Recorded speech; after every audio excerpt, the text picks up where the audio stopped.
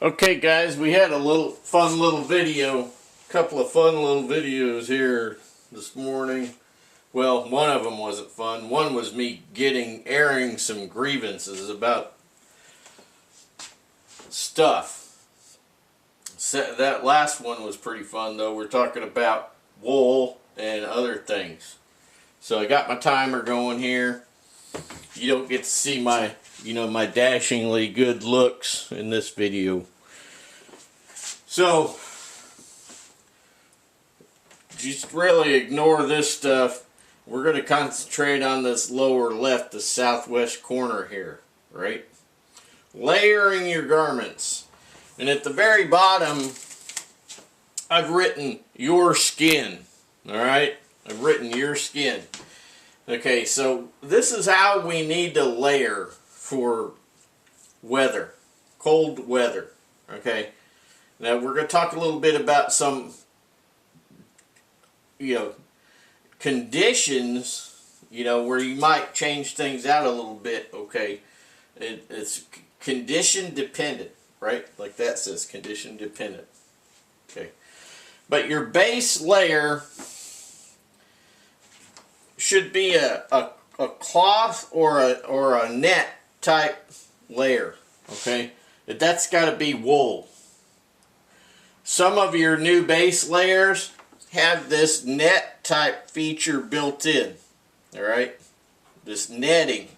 Basically, it's making it really breathable, okay? Very breathable, because you want the steam that's coming off of your hot body, the steam, to move through these garments. Okay, that's what you want, especially you're out there. Let's say you're snow skiing, Nordic style, or you are with snowshoes, whatnot, and you're building up some heat. Basically, you probably will not have anything on past this mid layer, okay, which is what I am wearing right now. Probably will not have anything on past this layer, even to like 30 below, okay? Even to like 30 below, because your body heat will be high. And when it works its way through these layers, because these are permeable, the perspiration will be on the outside, right? And then when it's so cold, it just freezes, and you just shake it off. Just shake like this, and the ice will come off because your perspiration froze, okay? That's what you want. You don't want the perspiration to stay in. You want it to come out. And in the old days, people would hang their layers outside of their dwellings. They would hang them outside of the dwellings, and they would be the perspiration that had developed ice on the outside of their garments, and then in the morning they would just shake them off, or they would go outside later after they've frozen and they'd shake them and all the ice would come off, and then you just bring it inside and hang it up. Alright? That's how it works. A lot of this stuff is this knowledge that people don't even understand anymore, because all they do is they go to a big box store, okay, and they buy the latest Patagonia garbage bag stuff, okay, and then they don't understand why they're wet. They don't understand why they're cold. They don't understand any of that stuff. It's because they're wearing the garbage bag. So, when you're active, you want just basically a base layer, or a base layer and a mid layer. Depends on the temperature, and it depends on how hard you're working. Okay? But those layers should always be wool. Wool. Now, this next section here, optional, condition dependent. This is always utilized when you already have an outer layer over your mid layer. Okay? This is always an option when you already have this outer layer, which should be either just wool or wool and fur. Okay, that WF's wool fur, right? That should be your outer layer. And what is this condition dependent? That condition dependent is rain. Okay, rain. So if it warms up a little bit and you're going to be somewhat static, okay, and it starts to rain, because here in New England we have crazy weather like that. It could be freezing cold outside. Next thing you know, there's a squall and you got freezing rain coming down. You got rain coming down. It could be near freezing. Maybe it doesn't freeze, but it could be near freezing. It's wet. So you don't want to be soaked, right? And you're not really doing anything. Maybe you're just hanging out somewhere. So what do? You put underneath your outer layer, but above your knit layer, you put a PTFE shell on, okay, non-permeable shell. Or, you know, it could be a Gore-Tex jacket, or it could be a poncho. And that's for just keeping you from getting soaked while you're just hanging out. It just depends on what you're doing. You know, you could be fishing, okay? For instance, that's just a for instance, right?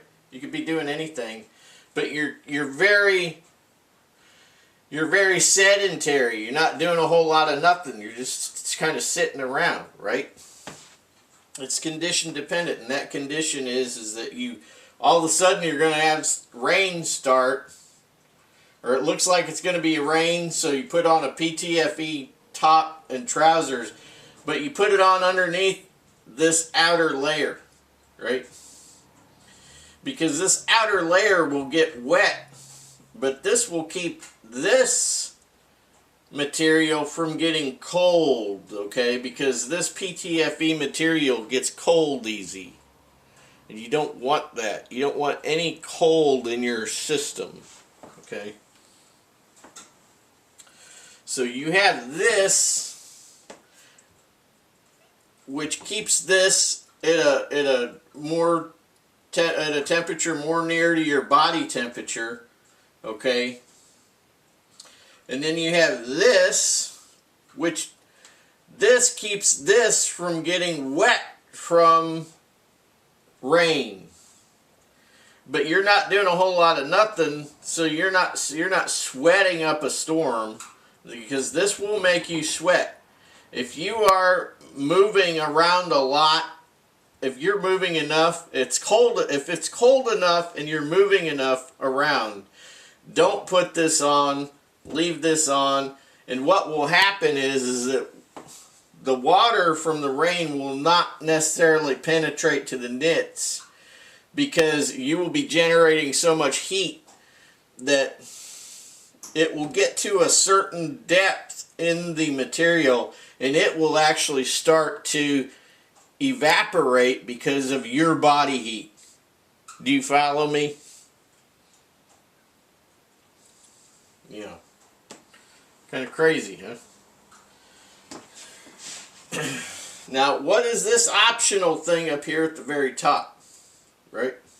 This is the very optional last layer, if you think that you need it.